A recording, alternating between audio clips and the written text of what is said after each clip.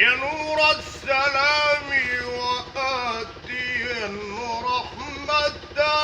للعالمين يا فتاح يا عليم يا رزاق يا كريم يا من صليت على النبي الصادق الأمين إلهي جل علاك